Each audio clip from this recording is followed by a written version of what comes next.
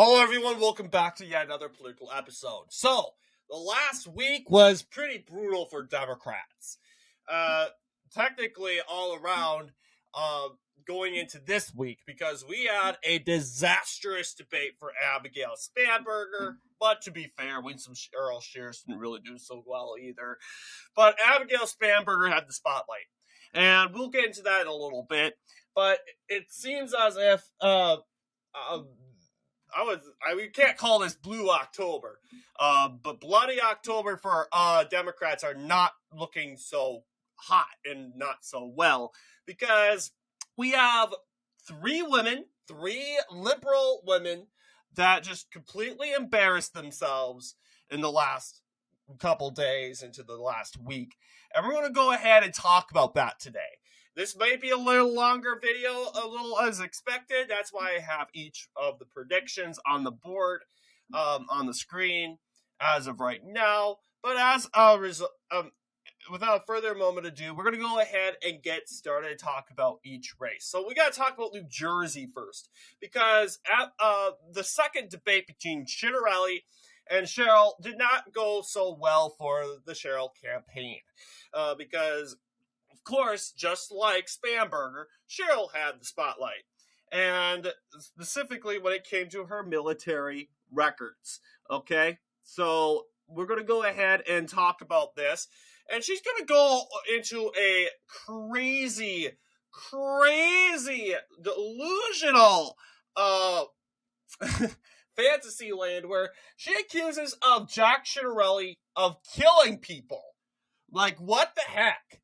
And I get, Ciattarelli owned a health company and all that such.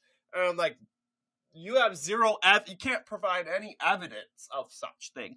But she's going to try very hard to try to steer away from the spotlight, try to get the spotlight off her head, as she tries to awkwardly try to pivot from these accusations of these military files. So let's go ahead and react to Mikey Sherrill here. Held the highest levels of security clearance. But here's what I think really demands an answer, is why my opponent still won't take accountability for the release of those records. It's under federal investigation that a member of his team, someone he vetted to be his lieutenant governor, actually got access to those records, said he was shocked and disgusted, and yet nevertheless shopped them out to reporters. When he was asked about it, he acted as if he had no idea what his campaign was doing. So either he's really incompetent or he's lying. Your rebuttal, sir. At the last debate, Mikey said that she was the most transparent gubernatorial candidate of all time. If she's so transparent, then approve the release of her disciplinary records at the Naval Academy so we can know why it is that she was punished. There was a cheating scandal in the early 1990s while she was there. Yeah, release the list. You know how the liberals like to say, release the list? Yes, Mikey Sherrill, release the list. I mean, that's how simple it has to go. I mean, why can't, it's called transparency. You got to release your personal information when you run for governor. And now that that information's been leaked, you might as well just share it. But she's not, which means that she's hiding something, right? She's hiding something because she has blood on her hands when it comes to this. So we're going to go ahead and take more look at... We know for a fact that she wasn't allowed to participate in the graduation ceremony. We know for a fact that her name was not listed in the commencement exercise program. She says it's because she didn't turn in classmates. That's the honor code at West Point. That's not the honor code at the Naval Academy. You don't get punished for that.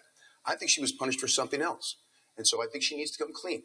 I think the people in New Jersey deserve an answer as to why she was punished at the Naval Academy. And she's trying to create a giant smokescreen for something the National Archives has taken complete responsibility for and apologized for with regard to a Freedom of Information Act request that was perfectly legal. The National Archives has taken responsibility and apologized for what they did. Congresswoman. They're having a federal investigation right now into that. But look, we have a federal government under the Trump administration that has released paperwork on tons of people and their Social Security information. Seniors come to me all the time. We have a president who's told governors they have to turn over all of this information, things like voting records and license plate numbers. And we now have a candidate who's turned over all of my information to reporters. I'm certainly not going to open up my classmates' hundreds of records so he can rampage through them on a witch hunt. He should take responsibility. He should turn back those records in which he still holds. Okay. Mr. Chitterelli, next question. Your opponent has criticized your connections to President Trump, who has endorsed. Okay, I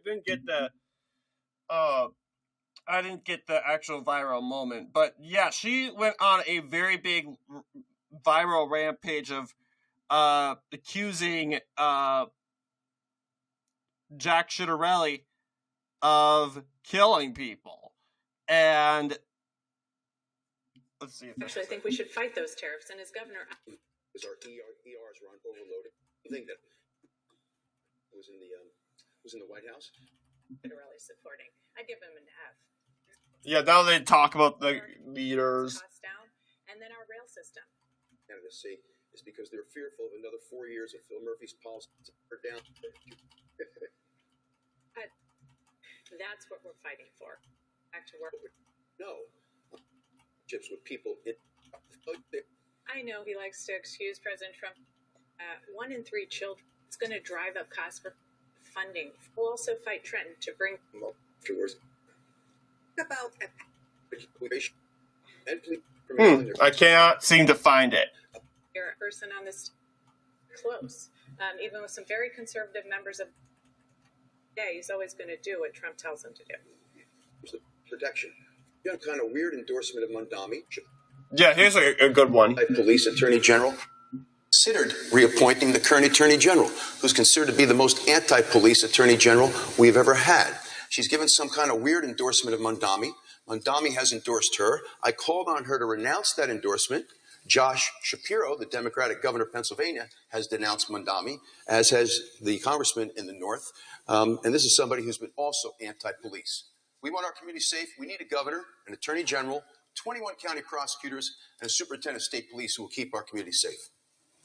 The next question goes to you, Congressman. Yeah, that was a good rebuttal there. I mean, mentioning Mondami, that's something that I wish Chitterelli could have done more, was talk about Zohran Mondami more. I unfortunately cannot find it, but it's a viral moment. I'm sure you've all seen it, of Mikey Sherrill absolutely losing, going banana and wires about this whole ideal. But now we got to talk about Virginia. But before I do that, let's talk about Zohran. Yeah, I think that was a good bombshell for specifically Jack Chitterelli dropping that, because a lot of people don't know that Cheryl's endorsed Mondami and Mondami's endorsed Cheryl. And that's a good campaign strategy, is to say, hey, look, these two are a piece of pie. We know a lot of people are anxious, worried, scared, concerned of a Zohran Mondami administration. That looks like it will be inevitably coming. And the question is, who is going to be the mayor, and how are you going to stand up to Zohran Mondami? That's a question that should be asked. But of course, the woke news network won't say anything about it, because it's in their minds, Zohran Mondami's a candidate. Even though they go on and on about Donald Trump, this is extreme rhetoric. How will you handle this? Well, we need to talk about Zohran, because we never had a socialist mayor before in New York City. Well, allegedly, if the one previous, I don't think we had one. I wouldn't call Eric Adams a socialist, but it's he's pretty close. But I would say, in generality, this should be a question. So shame on the news network. Shame on them for not. They want to talk about Donald Trump. Oh, Donald Trump tariffs. Donald Trump's taking this away. Well, we're expecting a lot of new residents fleeing into your northern part of your state because of Zohran's policies. So you need to talk about that. That's something, and Jack Chitterelli bringing that up helped, but he needed to talk about that more. But anyway, and yeah, of course, I will also add that, once again, violent and extreme rhetoric was brought up. And once again, Mikey Sherrill made the political mistake and the political gaffe of suggesting that Charlie Kirk said that Martin Luther King was a bad guy. Really? Really? This woman's not that smart, guys. She's not that smart. And something's telling me that Jack Chiarelli has a very good chance of pulling this off. I mean, seeing that the desperate state New Jersey is in, I would expect it to be a pretty tight race in general. I expect Chiarelli to overperform that margin. Will he reach the top? I'm not sure. But we're going to have to find out. But I would say the worst thing for me, if he underperforms that margin, then I would say bad night for Chiarelli. But if he overperforms that 2021 margin, then I would say that's good. That's a good shot. Seeing that, Republicans are the ones that have a reason to go out and vote. Democrats have a reason just to, out of spite of Trump. That's not really a legitimate reason to get out and vote. But this is, of course, the stake here.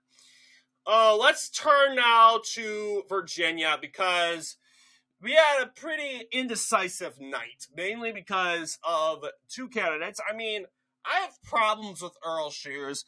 She is someone I think has ADHD or something. Or ADD. She cannot stay quiet. I mean, I have a problem with that. Abigail Spanberger was on a train wreck last night, and if you would have let her be,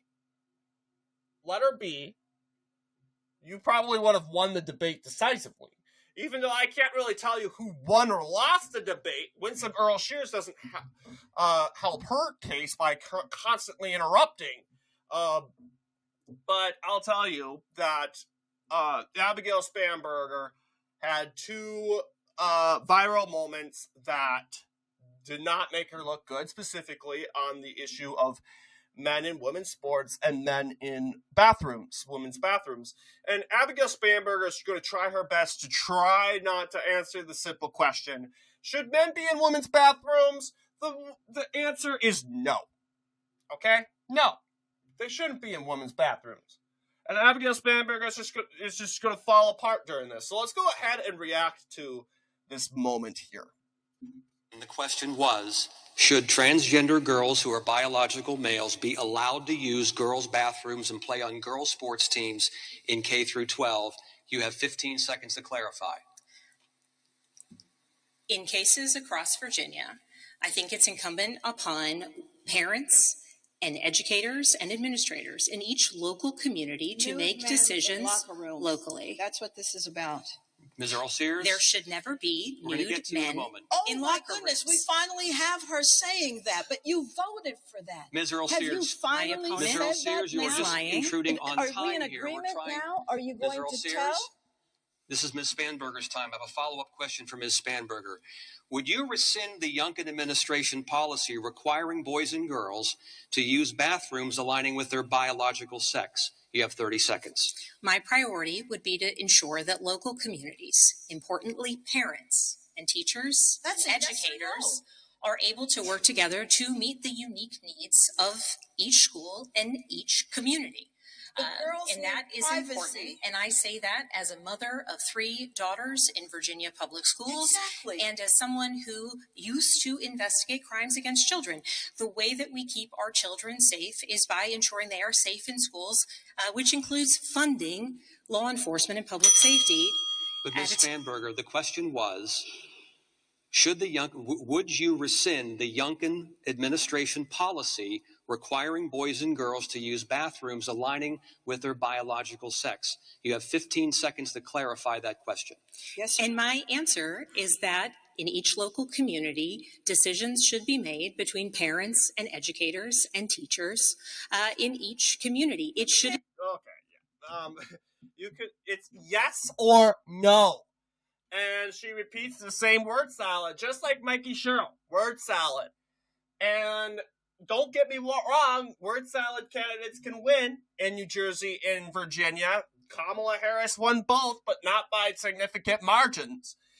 Abigail Spanberger's finally we got the spotlight on her and we find out that she's not that moderate. She's not that smart. But her biggest gaffe would probably be the complacency of this pure... Don't compromise. Pure complacency of just refusing to hold her running mate in general, because let's be honest, this guy, Jay Jones, is all over her signs. It's Spanberger, Hashmi, and Jones, all in one yard sign. So as far as I'm concerned, you're running with him. So are you good? So she absolutely refuses to hold her running mate, the running mate accountable. So let's go ahead and react to this moment. Whoops. Again? You gotta be kidding me. Those Patty's perfect. To be the next Attorney General of Virginia, and were you aware of these text messages before they released? You have 30 seconds. In fact, it appears that it was those who released the text messages and held them for years. So the public was unaware, who had knowledge of these text messages for many years. What did you do about I it? learned of these text messages the day that they came out, and I denounced them as soon as I learned of She them. denounces murder. And importantly, at this point, as we move forward, the voters now have this information that was withheld for them. You're running to presumably for Ms. Earl political Sayers, please. reasons. But the voters now have the information, and it is up to voters to make an individual choice based on this information. Ms. Bamberger, I understand what you're saying about the voters, but for you yourself, do you still continue to endorse Jay Jones? 15 seconds, yes or no? We are all running our individual races. I believe my opponent has said that about... No, that doesn't work. You have his name all over your yard signs. Spanberger, Hashmi, and Jones, you got in bed with this guy, Abigail. You got in bed. You also got in bed with Hashmi. You got in bed with the two most radical lunatics in Virginia. And now you're telling me that, oh, we're running separate races. Really? Really? If you're running all separate races, then you should probably get different yard signs.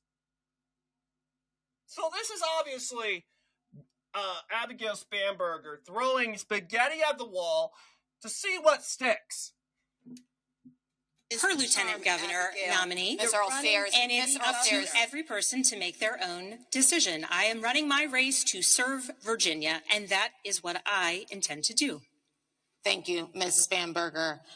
We just want to clarify, what you're saying is that as of now, you still endorse Jay Jones as Attorney General. I'm saying as of now, it's up to every voter to make their own individual decision. I am running for governor. I am accountable for the words that I say, for the acts that I take, for the policies that I have put out.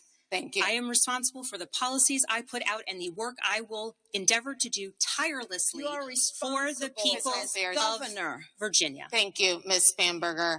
Well, I think as everybody knows, I'm a Christian. I'm a Christian before I'm a Republican. Well, this is obviously a stance. Here's the funny thing. They try to ask him a question about Donald Trump and his statement at the Charlie Kirk funeral or the memorial. And really, it wasn't anything bad. I mean, out of everything, it looked like Trump was trying to be humble. It looked like to me that it was an appeal to Erica Kirk to say, hey, look, you have a gift of forgiveness. I don't have that gift. I struggle with hate. And he even suggested we need to talk afterwards. Hey, that's a very viral moment of Trump. That everyone keeps saying, oh, he's arrogant, he's self-serving, blah, blah, blah. Okay, yeah, but when he finally is acting mature, in your words, your mind, what you want to claim is acting immature, you go and shoot it down. You see, it's damned if you do, damned if you don't. And to say that, that's violent rhetoric. To say, oh, Trump hates his opponents. Well, first of all, I don't blame him for hating his opponents. Because they're just so narcissistic. They're just so inhumane. They have zero compassion. Nothing. They have so much hate, so much vitriol towards this one guy. And no matter what he does, people will always shoot him down. So yeah, really, yeah, I don't doubt that Trump has some hate in his heart for these opponents. Absolutely.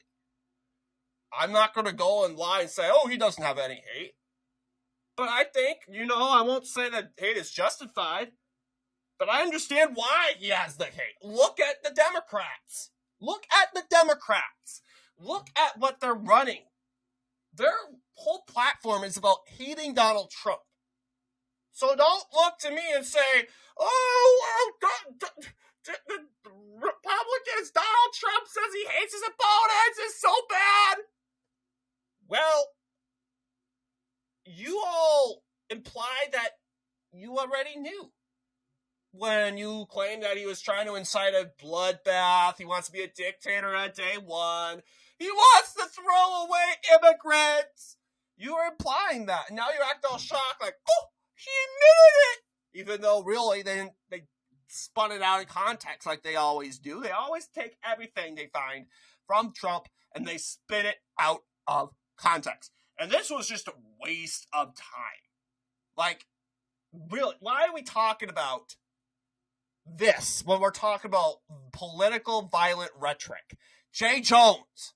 And I get what the news stations try to do. They're trying to be transparent. But let's be honest. If this didn't have, if this funeral, best case scenario, Charlie Kirk was never shot and killed, and we never had this sort of ordeal, what would they find? What would they dig up bad for the Republicans to put on live coverage or go live across their airways? I don't think they can find anything. Let's go ahead and look at this. Republican, and I'm required to forgive people, and it's hard sometimes when somebody has abused you, etc., but it's something you must do, because not to forgive is almost like if someone said you drink poison thinking that it's going to affect the other person. And I want to live a decent life, and I don't want to not have peace in my life. And so as I've said before, I would not say that.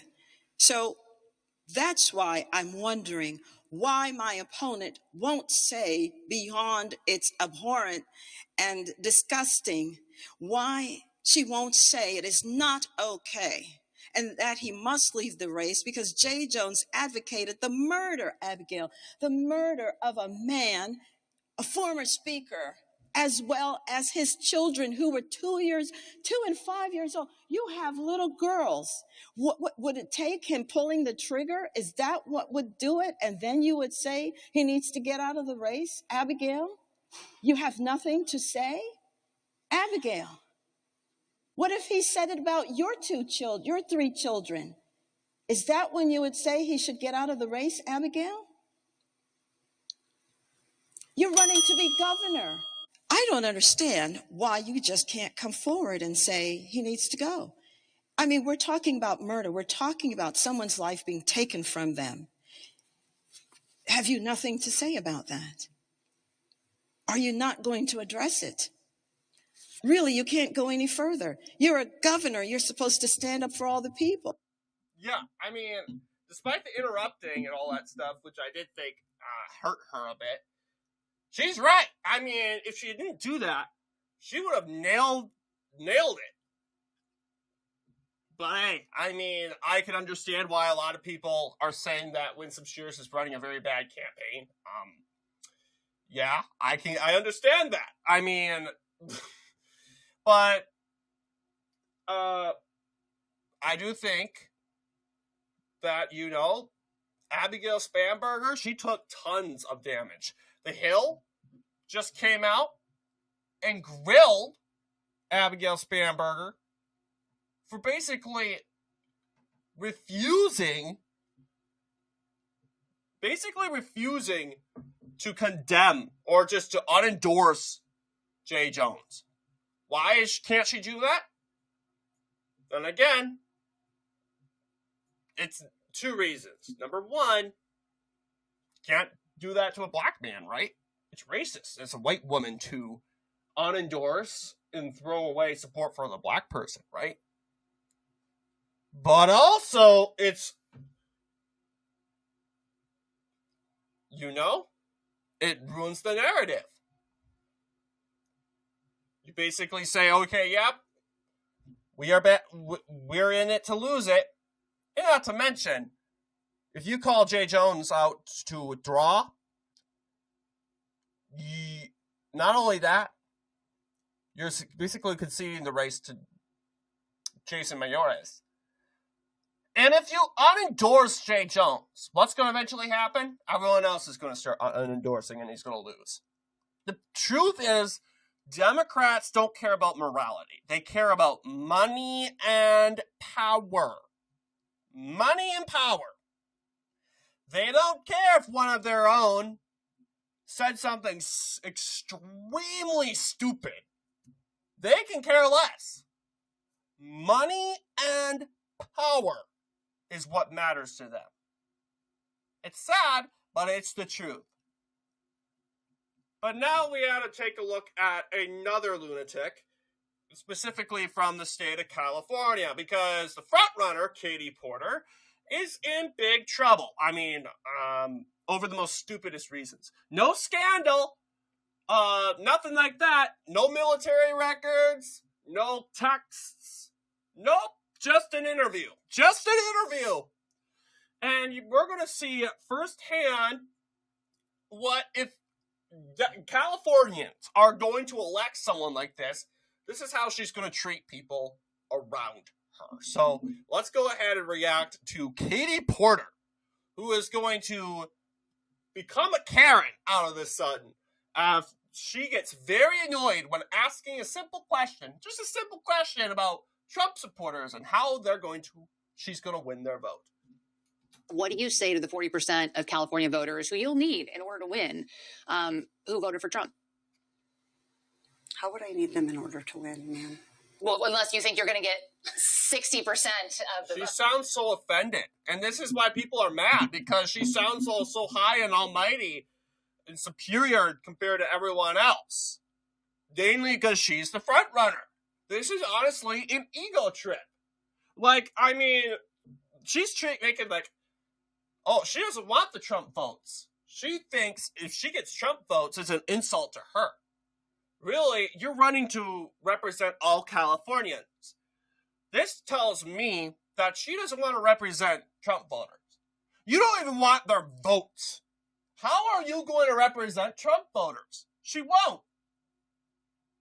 So she's acting all offended, all hurt, because she's being asked this question. Oh, so you don't I think feel like this is unnecessarily argumentative. What is your question? Well, to those voters. Okay, so you... I don't want to keep doing this. I'm going to call it. Thank you. Karen. You're not going to do the interview with us. Nope, not like this. I'm not. Not with 7 follow-ups to every single question you ask. 7 follow-ups because you're not answering the question. Come on. A California gubernatorial hopeful snapped at a CBS News reporter and tried to storm out of an interview after being asked a simple question about President Trump. Okay, we'll stop there because there's nothing really else to talk about. But yeah, you see the temperament of this woman. Folks, do you think, and here's my general reaction to this. If I were this reporter, I would say, you're going to have to be asked these sort of questions if you want to be governor. Lots of questions you don't like, because lots of things happen when you're governor. Let's just say your political party, once again, shot a conservative lawmaker.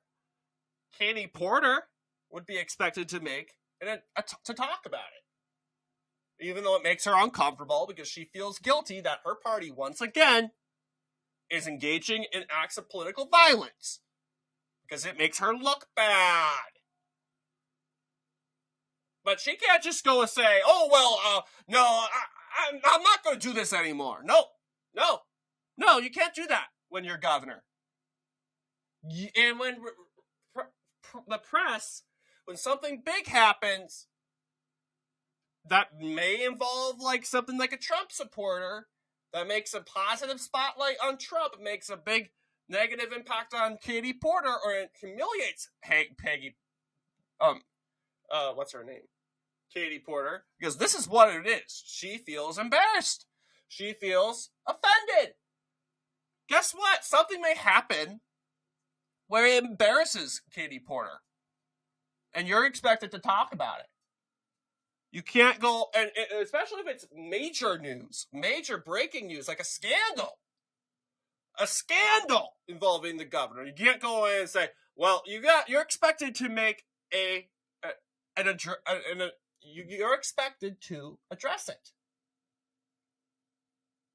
But she'll say, oh, well, I've been in the House of Representatives. I know how this works, blah, blah, blah, blah, blah, blah, blah, blah. Well, House of Representatives is basically one person. You're one person out of 448. You're the governor of California. That's one person, one job. And not to mention, you're the figurehead of the world at this point. You're representing the fourth biggest economy in the world. And people will turn to you basically in times of needs. You are Californians. Do you expect this woman to lead you in when it comes to your wildfires? We just had a wildfire at the beginning of the year in Los Angeles. What would Katie Porter do? What would she go and answer questions about it? Let's just say, would she act like this if she gets uncomfortable talking about it? This woman is not fit to be governor. And of course, it's up to Californians in the ballot measure to reject it. Not the ballot measure, but the primary, the blanket primary to reject her, and probably go for like Xavier Becerra or something like that, the former Secretary of State, who's also running, who's in second place. Vote for him. He's going to be more better than Katie Porter. Katie Porter is a low-tempered lunatic. Like, take a look at this viral video where Katie Porter just abuses her own staff member for basically just cutting into the camera, which is ridiculous. Let's take a look here. Get out of my f***ing shot! A newly resurfaced video has emerged of California Democratic gubernatorial candidate Katie Porter losing it, this time by ruthlessly yelling at a staffer who was seen walking into her shot on a video call. To air pollution and other problems, and the state could lose. Get out of my f***ing shot! You also were in my shot before that. Stay out of my shot. Okay, I'm going to start again with electric vehicles saving us money. Really? Okay, yeah. Not electric vehicles. Yeah, sure. Hilarious. This is a bloated progressive. That's not bad enough. This is it. Like, seriously. She acts like this didn't happen on live. Live on Politico. Politico, shame on you for not exposing this. But yeah, absolutely. This is just ridiculous. Absolutely. Like, this is what you're voting for, California. This is the woman, and she's been accused of domestic abuse, pouring boiling water, or hot water, I was told, on her husband's head. This is a woman on menopause, okay? And I use that term lightly. I just think she just has a massive ego. You think Trump's bad? Trump has an ego? Look at her. Look at her. But Democrats will say, oh, well, she's a strong woman. She means business. Blah, blah, blah, blah, blah. But okay. I mean, but then I don't want to hear you guys whine and cry about Trump being mean, even though I think it's just a personality thing for Trump. And I will admit, Katie Porter has a no-nonsense personality. But let's be honest. She's no-nonsense people know how to... Like, Tom Homan's a no-nonsense person. He's respectful in interviews. And the left will say, oh, no, he's not. He says this. No. You can call out the reporters. But there's a difference between calling out a reporter and answering their question than refusing not to answer the question. And telling the reporter, say, oh, I want to be done. You don't see Tom Homan running off in the middle of the interview. He always stays and finishes it until the CNN anchor, delusional anchor, says, Thank you for being with us, Border Czar Tom Homan. He always says thank you. And looking at just the narcissism in Katie Porter, it's just absolutely appalling. She is delusional. This is what you want to, this is what you guys want to vote for? No way. At this point, we're going to have to see. Katie Porter's campaign may end. Xavier Becerra could overtake her in the polling. I know she is the front runner. She is going to enjoy some more votes in Orange County, right? That's where she comes from. Maybe San Diego. Maybe Los Angeles. It really does depend on where Xavier Becerra is coming from. Where's his residence? Might come from up here. If he's coming up here, that's not necessarily helping your point because you're going to lose San Francisco, Northern California votes. But, there's a chance that Katie Porter could pull it off, unfortunately, by just, if she rallies all these votes. There's another Republican running who's from Riverside. He's a sheriff. If he gets Riverside County on his side, and the Republicans out and united under him, then she should have, that will hurt her chance. Well, it doesn't really matter because it's Democrat and yeah, this is just how it's going. But I would imagine that Xavier Becerra is very happy with this news. He should take advantage of the news. And no doubt about it, the next primary debate, we had 2 debates this year. Next primary debate, Katie Porter better get ready. She better get practicing her notes because it's going to be mentioned. And if it doesn't get mentioned, hey, I guess the reporters are just cowards. They don't want to get their heads bit off. But if this woman is smart, she will learn, okay, this didn't help me. This was a huge political mistake. I'm going to try to answer questions that I don't like. Especially during a debate where the whole state's going to be watching. But, it's either that or this woman's just so small-tempered that she can't just get a hold of herself and get control of her emotions. So this is pretty much the 3 biggest gaffes of the last week. Not only that, but we got more Jay Jones news that we'll just go over. Jay Jones' new comments were exposed, suggesting that the top cop, soon to be top cop, if you want to put it that way, Jay Jones, is now suggesting that police should be killed and shot and killed in order to prove a political point about racial or police brutality. This obviously was not mentioned during the debate, and it should have, because it is just emerging news. A lot of people don't know it. I'm coming out and saying this is then just called out. Now, Jay Jones justifying the killing of cops in order to approve a political message. This sounds like a communist, don't you think? This sounds like a Antifa-inspired communist. So, yeah, Democrats want to get in bed with these people. I think it would be very bad if Jay Jones won the election. A lot of people think he's losing. I think personally he's going to lose. But all it takes is radical lunatics and people not showing up to vote, and he wins. It just can't get any simpler than that. But anyway, what do you guys think in regards to this video? Let me know down below. And as always, I'll see you all in the next political episode.